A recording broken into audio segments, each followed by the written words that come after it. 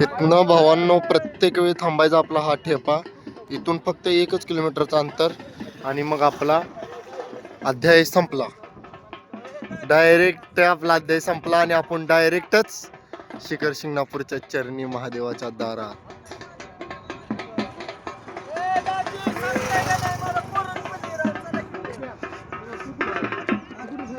चला MIDC बारामती आपलं सहर्ष स्वागत आहे. आणि आज मी मुंबईवरून गोव्यावरून हैदराबादवरून दिल्ली आणि शेवटी शिखर शिंगणापूरच्या घाटाला शेवटी इथंच आलाय फिरून.